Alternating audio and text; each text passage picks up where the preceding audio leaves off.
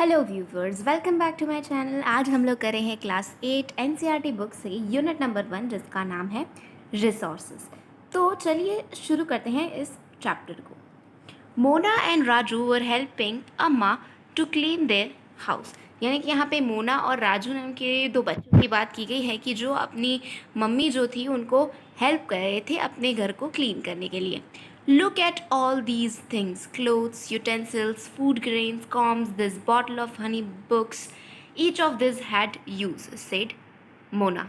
यानी कि देखिए यहाँ पे जो मोना होती है वो कहती है कि देखो इन सारी चीज़ों को देखो, जैसे कि क्लोथ्स है, कपड़े हैं, यूटेंसिल्स हैं यानी कि बर्तन हैं, फूड ग्रेन्स हैं, कोम है, कंघी है, बॉटल है, कुछ भी है, ये सभी चीज़ें जो हैं वो कुछ ना कुछ यूज़ की ज़रूर है। That is why they are important, और इसी के कारण वो बहुत ही ज़्यादा इम्पॉर्टेंट है, हमारे लिए बहुत ही ज़्यादा ज़रूरी है। सेड अम्मा, दीज आर रिसोर्सेज। फिर जो अम्मा होती है वो बोलती है कि ये जो सारी चीज़ें हैं, जैसे कि कंघी ले लीजिए आप, फिर बुक्स ले लीजिए, टेबल ले लीजिए, तो ये सारी चीज़ें क्या है, तो ये सारी चीज़ें रिसोर्सेज हैं। फिर देखिए क्या होता है, what is a resource was Raju's question to Amma. अब राजू जो है उसने अपनी मम्मी को क्वेश्चन किया, अपनी अम्मा को क्वेश्चन किया कि ये रिसोर्स होता क्या है। Anything that can be use to satisfy a need is a resource, replied Amma. यानी कि अम्मा ने फिर क्या रिप्लाई किया कि कोई भी चीज़ जो हमारे यूज़ में आती है, जो हमारी ज़रूरत को सेटिस्फाई करती है, उसे हम रिसोर्स बुला सकते हैं। Look around you and observe, you will be able to identify many of resources. आप अपने आसपास देखिए और आप परखने की कोशिश कीजिए कि क्या चीज़ें आपकी ज़रूरत में आती है और किन किन चीज़ों को आप रिसोर्सेज कह सकते हो। तो आप कोई भी रिसोर्स ले सकते हो। अब अगर आप अभी आपके रूम में बैठे हो तो आप कोई भी चीज़ ले लो, जैसे कि बेंच है या फिर टेबल है, पेन जो आपने पकड़ रखी है, या फिर आपके हाथ में जो बुक है, आपके हाथ में जो टेक्स्ट बुक है, वो सभी चीज़ें क्या है, तो वो सभी चीज़ें आपके लिए क्या हो जाएगी, तो एक रिसोर्स हो जाएगी।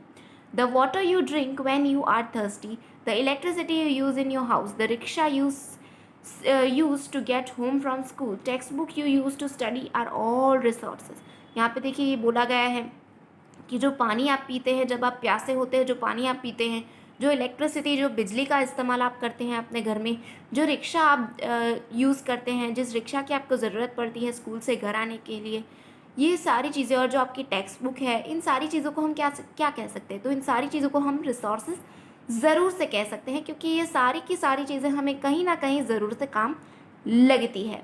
Your father has prepared a tasty snack for you. The fresh vegetables he has used is also a resource. यानी कि देखिए आप अगर मान लीजिए कि आपके पापा जो हैं उन्होंने कुछ आपके लिए टेस्टी स्नैक्स वगैरह बनाया है, तो उन स्नैक्स में जो वेजिटेबल्स है या जो कोई भी इंग्रेडिएंट्स है, तो वो इंग्रेडिएंट्स क्या हो जाएंगे आपके लिए, तो वो इंग्रेडिएंट्स भी आपके लिए एक रिसोर्स ज़रूर से हो जाएंगे। फिर देखिए उसके बाद क्या लिखा गया है, water, electricity, rickshaw, vegetable and text book have something in common. यानी कि आप पानी ले लीजिए, बिजली ले लीजिए, रिक्शा ले लीजिए, या फिर वेजिटेबल्स ले लीजिए या टेक्स्ट बुक ले लीजिए, इन सभी चीज़ों में एक चीज़ तो कॉमन ज़रूर से है, they have been used by you. यानी कि इन सभी चीज़ों में कॉमन क्या है कि वो सारी जो चीज़ें हैं वो आपने यूज़ किया, आपने अपने नीड्स को सेटिस्फाई करने के लिए उसका इस्तेमाल किया है। They have all been used by you so they have utility. यानी कि ये सारी चीज़ें जो हैं उनका इस्तेमाल आपके द्वारा किया गया है, तो ये आपके लिए क्या हो जाएगी, यूटिलिटी हो जाएगी। यूटिलिटी और usability is what makes an object और सब्सटेंस अ रिसोर्स। यूटिलिटी और यूजेबिलिटी का क्या मतलब होता है कि वो एक ऐसी चीज़ होती है कि जो किसी भी ऑब्जेक्ट को, किसी भी सामान या फिर सब्सटेंस को एक रिसोर्स बना देती है। उसके बाद देखिए, how does something become a resource. कोई चीज़ रिसोर्स कब बनती है, कैसे बनती है। Raju now wanted to know. Raju जो था वो अब जानना चाहता था कि कोई भी चीज़ है वो रिसोर्स कैसे बनती है। अम्मा told the children that things become resource only when they have value. जो अम्मा होती है, जो उनकी मम्मी होती है, वो उनके बच्चों को बताती है कि कोई भी चीज़ रिसोर्स तभी बनती है कि जब उसकी कोई वैल्यू हो। इट इट्स यूज़ और utility gives it a value. इसका किस तरीके से आप इस्तेमाल करते हैं या किस तरीके की यूटिलिटी वो आपको देता है, तो उसी तरीके से उसकी वैल्यू जो है वो हम नाप सकते हैं। और रिसोर्सेज हैव सम वैल्यू। कोई भी रिसोर्स आप ले ले तो उसकी कुछ ना कुछ वैल्यू तो ज़रूर से ही होगी, said Amma. Value means worth. Some resources have economic value, some do not. ये वैल्यू मीन्स क्या होता है? वैल्यू मीन्स किसी भी चीज़ की मतलब लाइक कोई चीज़ आपको कितनी काम लग रही है उसको हम वैल्यू बोल सकते हैं। जैसे कि कुछ रिसोर्स जो होते हैं उनकी कुछ वैल्यू होती है, इकोनॉमिक वैल्यू होती है, और कुछ की नहीं होती। जैसे कि आप ले लो सोने ले लो, हीरे ले लो, सिल्वर ले लो, प्लैटिनम ले लो, ये सारी चीज़ें क्या है? ये सारी चीज़ें ऐसे रिसोर्सेज हैं कि जिनके लिए आपको पैसे देने पड़ते हैं, बाद में ही जाके वो आपको मिलते हैं। फिर जैसे कि आप अपनी नोटबुक्स ले लो, टेक्स्ट बुक्स ले लो, तो इन सारी चीज़ों के लिए भी आपको पैसे देने पड़ते हैं, तभी जाके आप उन चीज़ों को खरीद पाते हो। जबकि कुछ रिसोर्सेज ऐसे भी होते हैं कि जिनकी कोई इकोनॉमिक वैल्यू नहीं होती है। जैसे कि आप नेचर का एग्जांपल ले सकते हो। आप जो अपने आसपास हवा देख रहे हैं, ऑक्सीजन देख रहे हैं, पेड़ पौधे देख रहे हैं, उनकी कोई भी इकोनॉमिक वैल्यू नहीं होती, फिर भी हम उन्हें यूज़ करके खुश रहते हैं। फिर देखिए, for example metals have an economic value. देखिए यहाँ पे एग्जाम्पल भी दिया गया है हमें। मेटल्स जो होते हैं, मेटल्स मैंने अभी आपको बताया, सिल्वर ले लो, आप एल्यूमिनियम ले लो, या फिर कोई भी आयरन ले लो, या फिर कोई भी टाइप की ज्वेलरी मटेरियल ले लो, कुछ भी ले लो आप, इन सभी चीज़ों की कुछ ना कुछ इकोनॉमिक वैल्यू तो ज़रूर से होती है। A beautiful landscape may not. यानी कि ये जो मेटल्स होते हैं, जो वैल्यूएबल मेटल्स होते हैं, उनकी कुछ ना कुछ इकोनॉमिक वैल्यू तो ज़रूर होती है, पर अगर हम बात करें एक ब्यूटीफुल लैंडस्केप की, तो वो लैंडस्केप जो है उसकी कोई इकोनॉमिक वैल्यू नहीं है। आप फिर भी उसको देख के खुश हो रहे हो, फिर भी वो आपके इस्तेमाल में आ रहा है, आपको खुश करने के लिए वो काफ़ी ज़्यादा अच्छा काम कर रहा है, तो लैंडस्केप जो है वो क्या हो जाएगा? लैंडस्केप एक ऐसी चीज़ हो जाएगी कि जिसकी कोई भी इकोनॉमिक वैल्यू नहीं है। But both are important and satisfy human needs. पर ये दोनों चीज़ें क्या है कि ये दोनों चीज़ें बहुत ही ज़्यादा ज़रूरी है, और ये जो इंसानों की नीड्स होती हैं, इंसानों की जो ज़रूरतें होती हैं, उनको सेटिस्फाई ज़रूर से करते हैं। Some resources can become economical valuable with time. कुछ रिसोर्सेज ऐसे होते हैं कि जो वक्त के साथ अपनी वैल्यू खुद ही बढ़ा लेते हैं। Your grandmother's home remedies have no commercial value today. आपने देखा होगा कि आपकी दादी जो होते हैं वो घरेलू नुस्खे भी बनाते हैं, पर उनके घरेलू नुस्खे की कोई भी इकोनॉमिक वैल्यू नहीं होती है। But if they patent and sold by But if they are patent and sold by a medical firm tomorrow, they could be economically valuable. यानी कि देखिए यहाँ पे क्या बोला गया है कि जैसे कि आप देखें तो घरेलू नुस्खे आपकी दादी जो है वो करती है घर पे, पर आपकी दादी ने उसके लिए कोई पेटेंट नहीं रखा है, यानी कि वो लाइक आपके घर तक ही सीमित है। पर अगर आप बात करें किसी मेडिकल एसोसिएशन की, कि जिसने आपकी जो दादी की जो नुस्खे हैं उनको लिया है, और उन दादी के नुस्खों से उन्होंने कुछ अच्छा आविष्कार किया है जो सबको हेल्पफुल रहा है, तो वो हम कह सकते हैं कि एक तरीके से इकोनॉमिकली इम्पॉर्टेंट बन जाता है। यहाँ पे देखिए हमें पेटेंट का मतलब दिया गया है। It means the exclusive right और एनी आइडिया और इन्वेंशन। यानी कि देखिए कोई भी इंसान जो है जिसने अगर कोई भी चीज़ इन्वेंट की है तो वो उसके लिए पेटेंट ले सकता है। यानी कि हम कह सकते हैं कि कोई भी दूसरा इंसान, थर्ड पार्टी जो है वो उसको यूज़ नहीं कर सकती, तो उसे हम पेटेंट कहते हैं। फिर देखिए आगे क्या दिया है। Time and technology are two important factors that can change substances into resources. यानी कि वक्त और टेक्नोलॉजी जो है वो वो दो बहुत ही ज़्यादा इम्पॉर्टेंट फैक्टर्स हैं कि जो सब्सटेंसेस जो होते हैं, जो चीज़ें जो होती हैं, उनको रिसोर्सेज में चेंज करने की शक्ति रखते हैं। Both are related to the needs of the people. और ये दोनों ही जो हैं वो बहुत ही ज़्यादा इंसानों के काम लगते हैं उनकी नीड्स को सेटिस्फाई करने के लिए। People themselves are the most important resource. जो हम इंसान हैं, हम खुद ब खुद ही बहुत ही ज़्यादा इंपॉर्टेंट रिसोर्स है, ऐसा हम कह सकते हैं। It is their ideas, knowledge and inventions and discoveries that led to the creation of more resources. और ये इंसानों की बदौलत ही हुआ है कि आज इतने सारे रिसोर्सेज हमारे आसपास हमें देखने मिल रहे हैं। हमने नए नए आविष्कार किए हैं, नई नई चीज़ों का हमने खोज किया है, तभी जाके इतने सारे रिसोर्सेज आज हम अपने आसपास इर्द गिर्द देख सकते हैं। ईच डिस्कवरी और invention leads to many others. अगर हम कोई एक डिस्कवरी भी करते हैं तो धीरे धीरे उसमें से बहुत सारी डिस्कवरीज धीरे धीरे हो ही जाती हैं। जैसे कि आप एग्जांपल ले सकते हैं कि जो सेलफ़ोन आप यूज़ करते हैं, तो सेलफ़ोन का इन्वेंशन हुआ, तो उसके बाद लाइक हम कह सकते हैं हेडफोन्स का भी उसी पर से इन्वेंशन हुआ। सेलफ़ोन है तो चार्जर भी हमें चाहिए, तो चार्जर का भी इन्वेंशन हुआ। तो ऐसे ही एक रिसोर्स के कारण काफ़ी ज़्यादा अलग अलग रिसोर्सेज का भी इन्वेंशन हो सकता है, ऐसा हम कह सकते हैं। जैसे कि अगर मैं कहना चाहूँ तो लाइक व्हीकल्स जो है उनका इन्वेंशन हुआ, तो साथ ही साथ हम पेट्रोल का भी यूज़ करते, तो पेट्रोल भी हमारे लिए एक रिसोर्स हो गया। तो ऐसे ही जो रिसोर्सेज होते हैं वो इंटरकनेक्टेड होते हैं, ऐसा हम कह सकते हैं। The discovery of fire led to the practice of cooking and other processes, while the invention of the wheel ultimately resulted in development of new modes of transportation. यानी कि जब आग जो थी, जब वो आग डिस्कवर हुई थी, तो बाद में ही हमने खाना पकाना सीखा था और दूसरी जो प्रोसेसेस थी उनको भी करना सीखा था। और फिर जब जो पहिया था वो इन्वेंट हुआ था, उसके बाद ही धीरे धीरे हमने क्या किया कि धीरे धीरे ट्रांसपोर्टेशन के लिए अलग अलग साधन बनाए।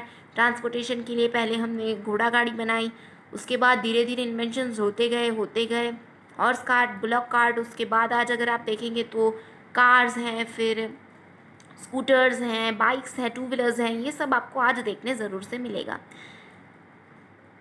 फिर देखिए, the technology to create hydro electricity has turned energy in fast flowing water into an important resource. यानी कि देखिए, जो हाइड्रो इलेक्ट्रिसिटी का इन्वेंशन हुआ था, उसने क्या किया कि उसने एनर्जी पैदा करना शुरू कर दिया। कैसे उसने पैदा किया कि जो फास्ट वाटर जो होता है उसको मूव करके हाइड्रो इलेक्ट्रिसिटी जो है वो भी हम बना सकते हैं। तो ऐसे ही बहुत सारी अलग अलग चीज़ों का इन्वेंशन जो है वो हुआ है। उसके बाद देखिए क्या दिया गया है हमें, टाइप्स ऑफ रिसोर्सेज। अब यहाँ पे किस चीज़ की बात की गई है, तो यहाँ पे अलग अलग टाइप्स के रिसोर्सेज की बात की गई है। तो चलिए उसे शुरू कर देते हैं, टाइप्स ऑफ रिसोर्सेज को। Resources are generally classified into natural, human made and human. Resource जो होते हैं वो यहाँ पे हमें 3 टाइप दी गई है, उसके अंदर क्लासीफाई किए गए हैं हमें, जो कि है natural, human made and human. तो चलिए सबसे पहले नेचुरल रिसोर्सेज जो हैं उनके बारे में थोड़ी सी इन्फॉर्मेशन ले लेते हैं कि नेचुरल रिसोर्सेज क्या है। Resources that are drawn from nature and used without much modification are called as natural resources. Natural resources का अगर मैं हेडिंग ही रीड करूँ तो उसके ऊपर से ही आप सोच सकते हैं कि नेचुरल रिसोर्सेज क्या है। तो नेचुरल रिसोर्सेज यानी ऐसे रिसोर्सेज जो हमें नेचर में से मिलते हैं। The air we breathe, the water in our rivers and lakes, the soils, minerals and are all natural resources। यानी कि जो हवा जो हम जिस हवा में हम सांस लेते हैं, जो पानी हम पीते हैं, जो पानी हमारे नदियों में है, लेक्स में है, जो सॉइल है हमारी, मिट्टी जो है हमारी, जो मिनरल्स हैं हमारे, ये सभी क्या है, तो ये सभी नेचुरल रिसोर्सेज है कि जिन्हें हमें जिनको हमने नेचर में से लिया है। Many of these resources are free gifts of nature and can be used directly। और ये काफ़ी जो सारे रिसोर्सेज हैं वो नेचर की तरफ से हमें एक फ्री गिफ्ट हैं और ये बहुत ही सारी जगहों पर डायरेक्टली यूज़ किए जा सकते हैं। In some cases tools and technology में be needed to use a natural resource in the best possible way. पर कभी कभी क्या होता है कि ये जो नेचुरल रिसोर्सेज होते हैं उनको बेस्ट पॉसिबल वे में यूज़ करने के लिए उनके अंदर थोड़ी सी टेक्नोलॉजी लाई जाती है, उनके अंदर थोड़े मॉडिफिकेशंस किए जाते हैं ताकि वो अपने बेस्ट फॉर्म में आ सके और ज़्यादा से ज़्यादा काम भी लग सके। फिर देखिए आगे क्या दिया गया है, natural resources can be broadly categorised into renewable and non renewable resources. Natural resources जो है उनके भी दो पार्ट्स में उनको डिवाइड कर सकते हैं, 2 कैटेगरीज में हम उनको डिवाइड कर सकते हैं। एक है रिन्यूएबल रिसोर्स और दूसरा है नॉन रिन्यूएबल रिसोर्स। देखिए ये जो है इसको आप याद रख लीजिएगा कि जो नेचुरल रिसोर्सेज हैं उनको और 2 टाइप्स में हम कैटेगराइज कर सकते हैं, एक है रिन्यूएबल रिसोर्स और दूसरा कौन सा है, तो दूसरा हमारा नॉन रिन्यूएबल रिसोर्स है। तो चलिए अब इन दोनों को इंडिविजुअली हम एक बार पढ़ लेते हैं। Renewable resources are those resources which get renewed और replenished quickly। Some of these are unlimited and are not affected by human activities such as solar and wind energy। Renewable resources क्या होता है कि रिन्यूएबल रिसोर्सेज कुछ ऐसे resources होते हैं कि जो अपने आप को वापस से बना सकते हैं काफ़ी ज़्यादा शॉर्ट ड्यूरेशन ऑफ टाइम में, और इनमें से कुछ जो रिसोर्सेज होते हैं वो काफ़ी ज़्यादा अनलिमिटेड होते हैं, यानी कि वो कभी भी ख़त्म नहीं होते हैं। और जो ह्यूमन की एक्टिविटीज़ होती है, जो इंसानों की एक्टिविटीज़ होती है, उनसे भी उनको कोई फ़र्क नहीं पड़ता है। जैसे कि आप सोलर एनर्जी ले लो, विंड एनर्जी ले लो। सोलर एनर्जी है तो हमें पता है भाई सन जो है, तो सन क्या अपना प्रकाश देना कभी हमें बंद करने वाला है? नहीं करने वाला। तो जब तक सन हमें प्रकाश देता रहेगा तब तक सोलर एनर्जी जो है वो हमारे पास आने ही वाली है। उसके बाद विंड एनर्जी आप ले लीजिए, विंड जो है वो तो चलती ही रहने वाली है। तो विंड जो है, विंड एनर्जी को भी हम एक टाइप से रिन्यूएबल रिसोर्स बोल सकते हैं। Yet careless use of certain renewable resources like water, soil and forest can affect that stock. लेकिन इनमें से कुछ चीज़ें ऐसी हैं कि जिनका अगर हम दुरुपयोग करें तो वो उनकी स्कैरसिटी हो सकती है। जैसे कि पानी ले लीजिए आप, मिट्टी ले लीजिए, या फिर फॉरेस्ट ले लीजिए। तो ये सारी चीज़ें ऐसी है कि अगर हमने इनका सही मायने में इस्तेमाल नहीं किया तो इनका जो स्टॉक है, यानी कि इनकी जो पॉपुलेशन है इन रिसोर्सेज की, वो थोड़ी सी कम हो जाए। Water seems to be an unlimited renewable resource. Water जो है वो अगर हम देखने जाएँ तो वो एक अनलिमिटेड रिन्यूएबल रिसोर्स है, ऐसा हम कह सकते हैं, क्योंकि लाइक जब तक इवापोरेशन होता रहेगा, वाटर साइकिल चलती रहेगी, तो बारिश आती रहेगी, और बारिश आती रहेगी तो वाटर भी जो है हमें मिलता ज़रूर से रहेगा. But shortage and drying up of natural water resource is a major problem in many parts of the world today. पर अभी देखिए, जैसे कि मैंने बोला कि वाटर जो है वो तो अनलिमिटेड है, लेकिन कभी कभी क्या होता है कि कुछ जगह पर लाइक ड्रॉट होता है, फेमाइन आ जाता है, कुछ जगह पर अगर बारिश नहीं होती है तो जो नेचर होता है वो पूरा ड्राई अप हो जाता है और वहाँ पे रेनफॉल भी बंद हो जाता है, और इसके कारण क्या होता है कि पानी की स्केर्सिटी जो होती है वो पैदा हो जाती है, और काफ़ी ज़्यादा प्रॉब्लम्स झेलनी पड़ती है लोगों को पानी के लिए. और ये जो चीज़ें हैं वो अभी दुनिया में काफ़ी ज़्यादा जगह पर आपको देखने भी मिलेगी. उसके बाद देखिए, उसके बाद हमें सेकंड टॉपिक दिया गया है नॉन रिन्यूएबल रिसोर्सेज. तो चलिए, नॉन रिन्यूएबल रिसोर्सेज जो हैं इनके बारे में भी थोड़ी इन्फॉर्मेशन हम ले लेते हैं. Non renewable resources are those which have limited stock. Non renewable resources कैसे रिसोर्सेज है कि उनका एक लिमिटेड स्टॉक है, यानी कि वो लिमिटेड ही है, कुछ समय बाद वो हम यूज़ नहीं कर सकते, यानी कि एक बार अगर वो ख़त्म हो गए तो बाद में हम उनको यूज़ नहीं कर सकते हैं. Once the stocks are exhausted it may take thousands of years to be renewed और रिप्लेनिश्ड. यानी कि देखिए, अगर वो एक बार ख़त्म हो गए तो हज़ारों साल लग जाएंगे उनको वापस से जन्म लेने में. Since this period is much more than human life spans, such resources are considered as non renewable. यानी कि ये जो रिसोर्सेज हैं उनको काफ़ी ज़्यादा टाइम लगता है अपने आप को फिर से बनाने के लिए, तो इसलिए उनको नॉन रिन्यूएबल कहा जाता है. Coal, petroleum and natural gas are some examples. आप कोल ले लीजिए, यानी कि कोयला ले लीजिए, पेट्रोलियम ले लीजिए, या फिर नेचुरल गैस ले लीजिए. तो ये सारी चीज़ें कैसी है कि जो एक बार ख़त्म हो गई तो फिर 1000-2000 साल से पहले ये आपको यूज़ करने नहीं मिलेगी. तो ऐसा ही है कि इनको जो है हमें काफ़ी ज़्यादा जुडिशियली यूज़ करना पड़ता है, इनका काफ़ी लिमिटेड मात्रा में हमें यूज़ करना ज़रूर से चाहिए. The distribution of natural resources depends upon number of physical factors like terrain, climate, and altitude. The distribution of resources is unequal because of these factors differ so much over the earth. यानी कि देखिए, यहाँ पे क्या दिया गया है कि जो डिस्ट्रीब्यूशन होता है नेचुरल रिसोर्सेज का वो कुछ चीज़ों पे, कुछ फिजिकल फैक्टर्स पे डिपेंडेंट होता है, जैसे कि जो क्लाइमेट होता है, जो हमारे आसपास का वातावरण होता है, या फिर एल्टीट्यूड होता है, जो हाइट होती है, ये सब चीज़ें क्या है, तो ये सब कुछ फिजिकल फैक्टर्स हो जाते हैं डिस्ट्रीब्यूशन ऑफ नेचुरल रिसोर्सेज के लिए.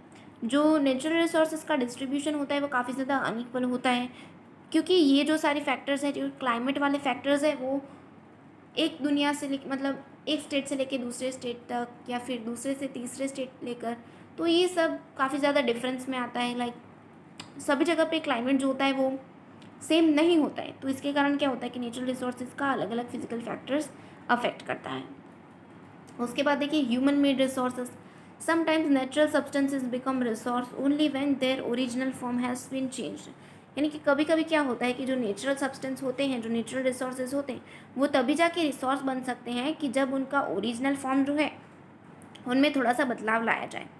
Iron ore was not a resource until people learn to extract iron from it.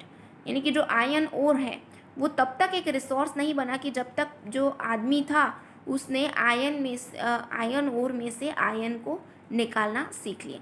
आप अगर देखें तो आयरन जो होता है, मैं आपको समझा दूँ, आयरन यानी कि क्या होता है, Fe होता है.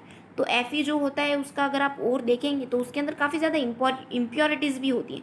जैसे कि अगर मैं आयरन का ले लूँ तो ये पूरा आयरन ओर है, लेकिन उसके अंदर बहुत सारी ज़्यादा इम्प्योरिटीज़ होती है, और आयरन जो होता है वो तो काफ़ी कम अमाउंट में होता है. तो इस चीज़ को पूरा हम रिसोर्स नहीं बोल सकते हैं. लेकिन जब ये पूरा जो हमारा रिसोर्स है उसमें से Fe जो है, यानी कि हमारा आयरन जो है, उसे हम इंडिविजुअली अलग करना सीख जाते हैं और इसी चीज़ को यूज़ करना सीख जाते हैं, तो उसे हम रिसोर्स ज़रूर से बुला सकते हैं.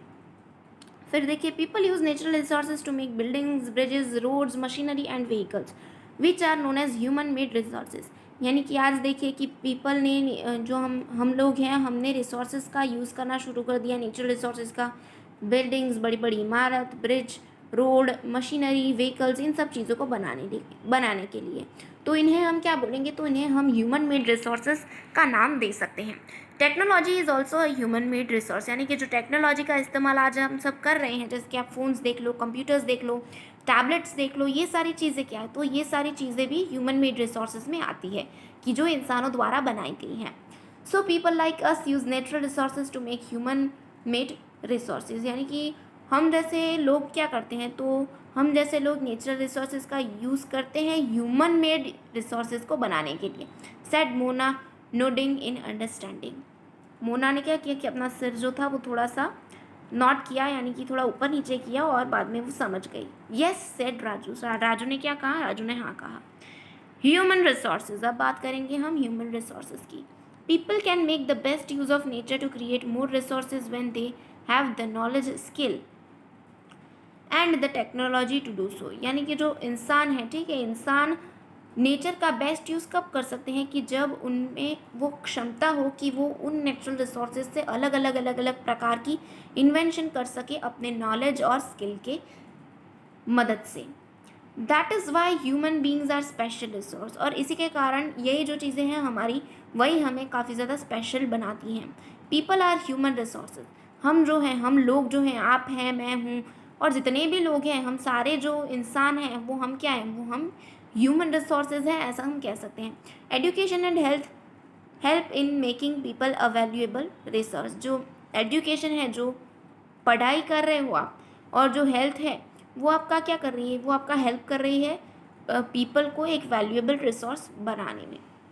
Improving the quality of people's skills so that they are able to create more resources is known as human resource development. यानी कि जो हम लोग हैं, हमारी स्किल्स को अगर कोई इम्प्रूव करता है ताकि हम अलग अलग रिसोर्सेज को बना सके, तो उसे हम क्या कहते हैं? तो उसे हम ह्यूमन रिसोर्स डेवलपमेंट कहते हैं। फिर देखिए आगे हमें क्या दिया गया है? Conserving resources. देखिए फिर उसमें क्या दिया गया है? Mona had a nightmare. Mona जो थी उसको एक सपना आया। She dreamed that all the water on the earth had dried up and all the trees cut down. उसने क्या सपना देखा? तो उसने ये सपना देखा कि जो पानी है धरती पर, वो सारा पानी जो है सूख गया है, और जो जितने भी पेड़ पौधे हैं, वो सारे पेड़ पौधे जो धरती पर हैं, वो सभी को काट दिया गया है। There was no shade and nothing to eat और ड्रिंक। वहाँ पर कोई भी जात का, मतलब कोई भी तरीके का शेड नहीं था, और वहाँ पर कुछ भी पीने के लिए भी नहीं था, ना पीना था ना खाना था। People were suffering and roaming around desperately looking for food and shade. जो इंसान थे वो बहुत ही ज़्यादा सफ़र कर रहे थे, उनको काफ़ी ज़्यादा कठिनाइयाँ आ रही थी, और वो एक जगह से दूसरी जगह घूम रहे थे जो खाना है और शेड है उसकी तलाश में। She told her mother about the dream. जो मोना थी उसने अपना जो ड्रीम था, अपना जो सपना था, उसके बारे में अपनी मॉम को बताया। अम्मा can this really happen? She asked. उसने अपनी मम्मी को क्या पूछा कि अम्मा क्या ये सच में हो सकता है? येस अम्मा रिप्लाइड। अम्मा ने क्या बताया कि हाँ, ये ज़रूर से हो सकता है। If we are not careful then even renewable resources can become very scarce and the non renewable ones can definitely get exhausted. अम्मा ने बताया कि अगर हम जो लापरवाही बरतते रहेंगे, अगर हम केयरफुल नहीं रहेंगे, तो हमारे जो रिन्यूएबल रिसोर्सेज हैं, जैसे कि आप पानी का ही एग्जांपल ले लो, तो वो बहुत ही ज़्यादा स्कैर्स हो जाएंगी, यानी कि उनकी जो मात्रा है वो काफ़ी ज़्यादा कम हो जाएगी। और जो नॉन रिन्यूएबल वंस हैं, यानी कि पेट्रोलियम ले लो, कोल ले लो, जो नॉन रिन्यूएबल रिसोर्सेज हैं वो तो हम इस दुनिया में देख ही नहीं पाएंगे। What can we do about it? Raju asked. Raju जो था उसने अम्मा को पूछा कि हम इसके बारे में कुछ कर नहीं सकते क्या? हम क्या कुछ कर सकते हैं इसके बारे में? लॉट्स रिप्लाइड अम्मा। अम्मा जो थी उन्होंने रिप्लाई किया कि हाँ, हम इसको बढ़ाने के लिए बहुत सारी चीज़ें कर सकते हैं। Using resources carefully and giving them time to get renewed is called resource conservation. यानी कि अम्मा ने बताया कि जो रिसोर्सेज हैं उनको अगर हम केयरफुली यूज़ करें और उनको थोड़ा सा टाइम दें ताकि वो अपने आप को रिन्यू कर सके, अपने आप को फिर से बना सके, तो उसको हम क्या क्या कहते हैं? तो उसको हम रिसोर्स कंजर्वेशन कहते हैं। Balancing the need to use resource and also conserve them for the future is called as sustainable development. यानी कि जो रिसोर्सेज की जो नीड है उनको अगर हम बैलेंस करते जाएं और उनको हम बचाते भी जाएं, उनकी बचत भी करते जाएं फ्यूचर के लिए, यानी कि भविष्य के लिए, तो उसको हम क्या बोलते हैं? तो उसको हम सस्टेनेबल डेवलपमेंट बोलते हैं। देखिए ये जो दो चीज़ें हैं, रिसोर्स कंजर्वेशन और सस्टेनेबल डेवलपमेंट, वो आप ज़रूर से याद रख लीजिए, थोड़ा सा IMP है। There are many ways of conserving resources. यानी कि फिर अम्मा जो हैं वो बताती हैं कि बहुत सारे वेज हैं, बहुत सारे रास्ते हैं कि जिनसे हम रिसोर्सेज जो हैं उनको बचा कर रख सकते हैं। Each person can contribute by reducing consumption, यानी कि जितने भी इस धरती पर जितने भी लोग हैं वो कहीं ना कहीं रिसोर्सेज को बचाने के लिए कंट्रीब्यूट कर सकते हैं और वो रिसोर्सेज का जो कंजप्शन है उसको थोड़ा सा घटा सकते हैं। फिर देखिए क्या दिया गया है, रिसाइकलिंग एंड रीयूजिंग थिंग्स, यानी कि रिसाइकलिंग का मतलब क्या होता है कि जैसे एक चीज़ है उसको अगर आपने फेंक दिया है, जैसे कि आप मान लो कि आपके पास एक बोतल थी, तो उस बोतल को आपने रिसाइकलिंग के लिए दे दिया और उस बोतल का मान लीजिए डब्बा बन के आ गया, तो उस डब्बे को भी तो आप यूज़ कर ही सकते हैं ना, राइट। तो इसे क्या कहते हैं, रिसाइकलिंग कहते हैं। जैसे कि पेपर जो होता है, पेपर को भी हम रिसाइकलिंग करने भेजते हैं और रिसाइकल्ड पेपर बन के हमारे पास आते हैं, तो उनको भी हम यूज़ कर सकते हैं। ऐसे डिफरेंट डिफरेंट चीज़ों के द्वारा हम रिसोर्सेज जो हैं उनको ज़रूर से बचा सकते हैं। फिर रीयूज़ कर सकते हैं चीज़ों को। एक चीज़ अगर आपने एक बार यूज़ कर ली तो फिर से उसको रीयूज़ कर लीजिए थोड़े ज़्यादा टाइम के लिए, ताकि क्या है कि रिसोर्सेज का थोड़ा कम यूज़ हो। Ultimately it makes a difference because all our lives are linked. और अगर हम देखने जाएं तो ये काफ़ी ज़्यादा बड़ा हमारे लिए एक बदलाव ला सकती है, ऐसा हम कह सकते हैं। एक मिनट। उसके बाद देखिए हमें क्या दिया गया है, that evening the children and their friends made packets and shopping bags out of old newspapers. और उसी शाम को उन छोटे बच्चों ने क्या किया, तो उन्होंने अपने फ्रेंड्स के साथ मिलकर पैकेट्स बनाए, शॉपिंग बैग्स बनाई न्यूज़पेपर्स के यूज़ से। काफ़ी ज़्यादा अच्छा आइडिया है ये, आप भी अपने घर पे ट्राई कर सकते हैं। Discarded clothes and baskets from bamboo sticks, we will give a few to every family we know. और उन्होंने क्या किया कि उन्होंने ऐसे ही डिफरेंट डिफरेंट चीज़ें बनाई और उन्होंने कहीं ना कहीं हम कह सकते हैं रिसोर्सेज को बचाने का एक अच्छा सा प्लान बनाया, ऐसा हम कह सकते हैं। और फिर मोना जो है उसने ये भी कहा कि हम उनको कुछ फैमिलीज़ को दे देंगे जिन्हें हम जानते हैं, सैड मोना ने ऐसा कहा। After all it is for a very good cause. और ये जो चीज़ थी वो काफ़ी ज़्यादा अच्छे काम के लिए हो रही थी, said Mustafa. To save our resource and to keep our earth alive. ये जो है ये हम किस लिए कर रहे हैं, तो ये हम अपने रिसोर्सेज जो हैं उनको सेव करने के लिए कर रहे हैं, ताकि हम हमारा जो अर्थ प्लानट है, हमारी जो धरती है, उसको ज़िंदा रख सकें। I am going to be very careful, I am going to be very careful not to waste paper, said Jessie. यानी कि देखिए फिर बाद में जेसी नाम की जो लड़की है उसने क्या कहा कि अब मैं बहुत ही ज़्यादा सावधानी बरतूंगी और मैं पेपर जो है, जो कागज़ जो है, उसको ज़रा सा भी वेस्ट नहीं करूँगी। Many trees are cut down to make paper, she explained. जैसी जो है उसने क्या बोला कि बहुत सारे पेड़ों को कटना पड़ता है पेपर के बनावट के लिए, और उसने ये चीज़ एक्सप्लेन भी की। I will see that electricity is not wasted in my house, shouted Mustafa. Mustafa जो था उसने क्या शाउट किया कि उसने क्या बताया सबको कि मैं इसकी देखभाल करूँगा कि मेरा जो घर है उसमें इलेक्ट्रिसिटी जो है, बिजली जो है, वो बिल्कुल भी वेस्ट ना हो। Electricity comes from water and coal. Electricity जो होती है वो कोल यानी कि कोयले और पानी में से पैदा होती है, तो मैं इस चीज़ का भी ध्यान ज़रूर से रखूँगा। I will make sure that water is not wasted at home, said Asha. Asha ने क्या कहा कि आशा ने ये कहा कि मैं अब से इस चीज़ का ध्यान रखूँगी कि मेरे घर में जो पानी है वो बिल्कुल भी वेस्ट ना हो। Together we can make a difference, chorus the children. और उन्होंने एक नारा लगाया कि हाँ, हम सब अगर साथ मिल जाएं तो हम ये जो रिसोर्सेज हैं उनको ज़रूर से बचा सकते हैं। दोस्तों मैं यहाँ पे आपको भी एक बात बताना चाहती हूँ कि आप भी जो है रिसोर्सेज को बचाना सीख जाइए, ताकि आपके फ्यूचर जनरेशन को भी ये चीज़ें काम ज़रूर से लग जाएं। आप इलेक्ट्रिसिटी का यूज़ कम कर दीजिए, वाटर आप कभी भी वेस्ट मत कीजिए, ठीक है। लाइक वाटर जो है उसको भी आपको जितना पीना हो, जितनी आपकी ज़रूरत हो उतना ही आप उसको लीजिए। पेपर जो है उसको मत फाड़े, उससे एरोप्लेन्स मत बनाया करिए, क्योंकि पेपर जो होता है वो काफ़ी ज़्यादा वैल्यूएबल रिसोर्स है, ठीक है। आज नहीं तो कल आपको उसकी वैल्यू ज़रूर से समझ आएगी। तो मैं इन शॉर्ट यही कहना चाहती हूँ कि आप भी जो है इन रिसोर्सेज को ज़रूर से बचाएं। फिर देखिए, these are some of the things Mona and Raju and their friends did, what about you. ये जो चीज़ें हैं वो मोना और राजू ने की और उनके दोस्तों ने भी की, पर आपके बारे में क्या। How are you going to help in conserving resources, आप कैसे हेल्प करेंगे रिसोर्सेज को कंजर्व करने के लिए। The future of our planet and its people is linked with our ability to maintain and preserve the life support system that the nature provides. यानी कि जो फ्यूचर है, जो भविष्य है हमारे प्लानट का, वो किस पर डिपेंड करता है, तो जो भविष्य है हमारे प्लैनेट का और हमारे लोगों का, वो एक चीज़ से लिंक किया गया है। हमारी एबिलिटी जो है जिससे हम मेंटेन कर सकते हैं या प्रिजर्व कर सकते हैं किसी भी लाइफ सपोर्ट सिस्टम को, जो कि नेचर के द्वारा हमें प्रोवाइड की गई है, तो तभी जाके हमारा प्लैनेट और जो हमारा लोग हैं, हमारे जितने भी लोग हैं, उनका फ्यूचर जो है वो बच सकता है। Therefore it is our duty to ensure that, और इसी के कारण हमारी ड्यूटी है ये सब चीज़ें करने की। All uses of renewable resources are sustainable, the diversity of life on the earth is conserve, the damage to the natural environment system is minimised.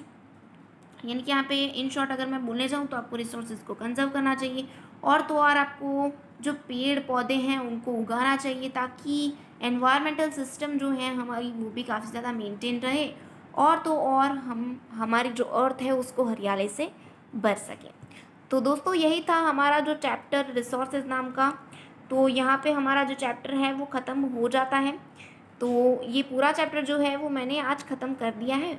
आज के लिए सिर्फ इतना ही। अगर आपको वीडियो जो है वो पसंद आया हो तो वीडियो को लाइक ज़रूर से करिएगा, और इस वीडियो को अपने फ्रेंड्स के साथ शेयर भी ज़रूर करिएगा। अगर आपने मेरे चैनल को अभी तक सब्सक्राइब नहीं किया है तो सब्सक्राइब का जो आइकन है उसे भी दबा दीजिएगा, और उसके बगल में जो बेल आइकन है उसको दबाना मत भूलिएगा, ताकि मेरे हर एक नए वीडियो की नोटिफिकेशन आपको जल्द से जल्द मिलती रहे।